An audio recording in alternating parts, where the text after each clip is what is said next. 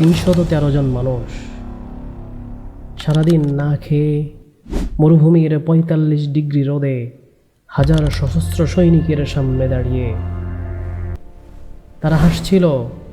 এটা পাগলামি নয়, এটা রোজার শক্তি। একটু চোখ বন্ধ করুন, কল্পনা করুন প্রচণ্ড রোদ, বালু থেকে আগুনের হলকা উঠছে, গলা শুকিয়ে কাঠ, ঠোঁট ফেটে গেছে। আর ঠিক সেই মুহূর্তেই কেউ বলল, সূর্য না ডোবা পর্যন্ত এক ফোঁটা পানিও না। আপনি কি করতেন?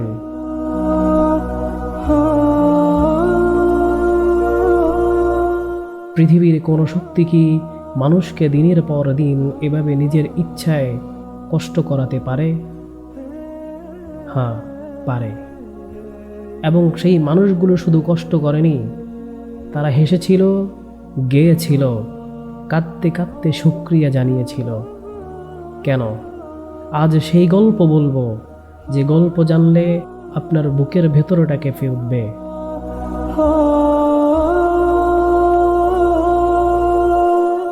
সময়টা ছিল ইতিহাসের সবচেয়ে কালো অধ্যায়। আরবের মানুষগুলো তখন মানুষ হয়েও পশুর মতো বেঁচে ছিল। জুলুম, হত্যা, অবিচার, এটাই ছিল তাদের প্রতিদিনের জীবন। মানুষের হৃদয়ে হয়ে গিয়েছিল মক্কার পাথরের মতো, শক্ত, ঠান্ডা আর অনুভূতিহীন। কিন্তু একটা মন ছিল আলাদা, মক্কার সব কোলাহল থেকে দূরে, তুর পাহাড়ের চূড়ায় হেরা গুহা নামের ছোট্ট এক গুহায় তিনি বসে থাকতেন একা, ভাবতেন, কাঁদতেন আর খুঁজতেন। কে বানিয়েছে এই আকাশ? কে সাজিয়েছে এই তারার রাত? কোথায় আছে সেই আলো যা পুরো পৃথিবীকে পথ দেখাবে? তিনি আমাদের প্রিয় নবী হযরত মুহাম্মদ সাল্লাল্লাহু আলাইহি ওয়াসাল্লাম। আপনারা জানেন কি, রোজা আসার অনেক আগ থেকেই রমজান মাস ছিল পৃথিবীর সবচেয়ে দামি মাস। নবীজির বয়স তখন 40।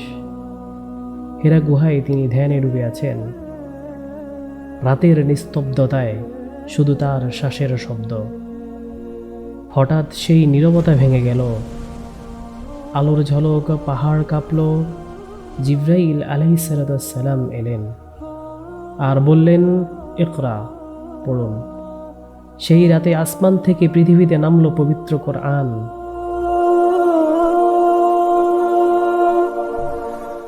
সেই রাতটির নাম লাইলাতুল কদর, সেই মাসটির নাম রমজান।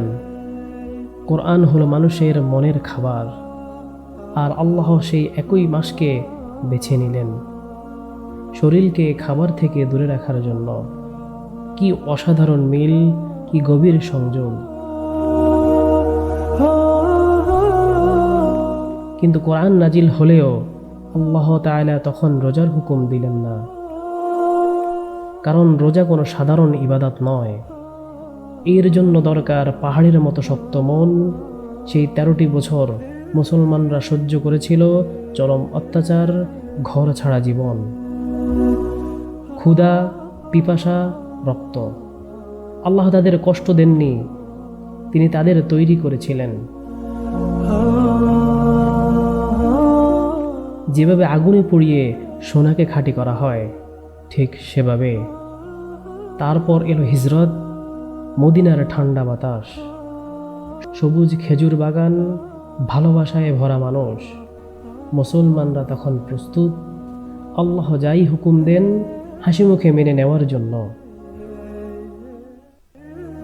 দ্বিতীয় হিজরির শাবান মাস, মদিনার বাতাস শান্ত। হঠাৎ নাজিল হলো সেই আয়াত, হে ঈমানদারগণ, তোমাদের উপর রোজা ফরজ করা হয়েছে, যেমন ফরজ ছিল তোমাদের আগের মানুষদের উপর, যাতে তোমরা তাকওয়া অর্জন করতে পারো।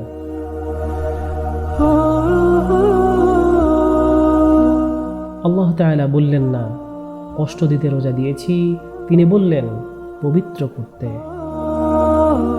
আর জানেন কি, প্রথমে আল্লাহ তাআলা নিয়মটা করলেন একদম সহজ।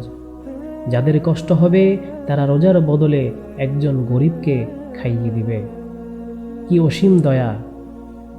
মানুষকে ভালোবাসেন বলেই ধাপে ধাপে শিখিয়েছেন আল্লাহ রাব্বুল আলামিন।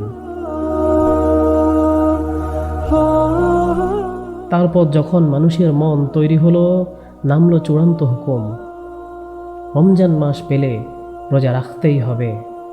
আর যেদিন মদিনার কেউ কাঁদেনি, একটুও মন খারাপ করেনি, বরং সাহাবীরা আকাশের দিকে তাকিয়ে রমজানের চাঁদের অপেক্ষা করলেন, ঠিক যেমন করে মানুষ সবচেয়ে প্রিয় অতিথির জন্য অপেক্ষা করে।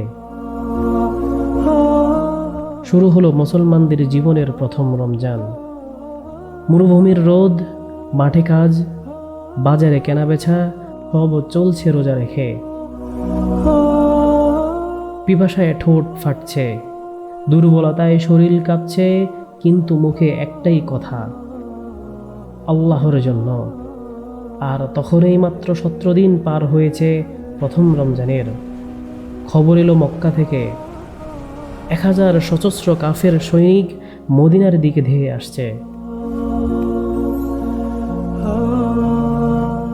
মুসলমানদের কাছে মাত্র 313 জন, কিন্তু সবাই রোজাদার ছিলেন, সবারই পেট খালি ছিল। আপনি কি ভাবছেন, এরা কি হেরে যাবে? বদরের প্রান্তর, 17ই রমজান। একদিকে হাজারো কাফেরের ঝলমলে অস্ত্র, অন্যদিকে রোজার দুর্বল 313টি শরীর। কিন্তু সেই শরীরগুলোর ভিতর জ্বলছিল এমন আগুন যা পৃথিবীর কোনো অস্ত্র নেভাতে পারে না। রোজা তাদের শরীরকে দুর্বল করেছিল, কিন্তু তাদের আত্মাকে করেছিল লোহার চেয়ে শক্ত। আল্লাহু আকবার বলে যখন তারা ঝাঁপিয়ে পড়লেন, কাফেরদের বুক ভয়ে কেঁপে উঠল। আসমান থেকে আল্লাহ রাব্বুল আলামিন পাঠালেন হাজার ফেরেশতাদের দল এবং 1000 সশস্ত্র সৈনিক পরাজিত হলো 313 জন রোজাদারের কাছে। সেদিন পুরো পৃথিবী দেখল রোজাদারের দোয়া আর আল্লাহর সাহায্যের মাঝে কোনো পর্দা নেই। 29 দিন পর মদিনার আকাশে উঠল ঈদের চাঁদ। সেই আনন্দ বলে বোঝানো যাবে না। সারা মাস কষ্ট করার পর ঈদের সেই আনন্দ ছিল যেন আসমান থেকে নেমে আসা বৃষ্টি। ইফতারির সময় যখন একটু পানি মুখে দিতেন, সাহাবীদের চোখ দিয়ে পানি গড়িয়ে পড়ত। এটা দুঃখের পানি ছিল না, এটা ছিল আল্লাহ রাব্বুল আলামিনের জন্য কষ্ট করার মধুর আনন্দের পানি। একটু চোখ বন্ধ করুন। আজ আমরা রোজা রাখি, ঘরে এসি, ফ্যান, ইফতারের টেবিল ভরা শরবত আর খাবার। সাহাবীদের মতো রোদে পড়তে হয় না, তলোয়ারের সামনে দাঁড়াতে হয় না। তবুও কি আমরা পারছি একটু রাগ কমাতে, একটু হিংসা ছাড়তে, একটু অহংকার ভাঙতে? আল্লাহ তো কষ্ট দিতে রোজা দেননি, তিনি চেয়েছিলেন আমরা যেন বুঝি পাশের গরিব মানুষটা প্রতিদিন কতটা কষ্টে থাকে। তিনি চেয়েছিলেন আমাদের হৃদয়টা আয়নার মতো পরিষ্কার হোক। কিন্তু আমরা কি সত্যিই রোজা রেখেছি, নাকি শুধু না খেয়ে থেকেছি? হে আল্লাহ, বদরের প্রান্তরে খালি পেটে লড়াই করা সেই সাহাবীদের চোখের পানির উসিলায় আমাদের এই দুর্বল রোজাগুলো কবুল করুন। আমাদের পাথর হয়ে যাওয়া হৃদয়গুলো নরম করুন। আমাদের সবাইকে ক্ষমা করুন। আমিন।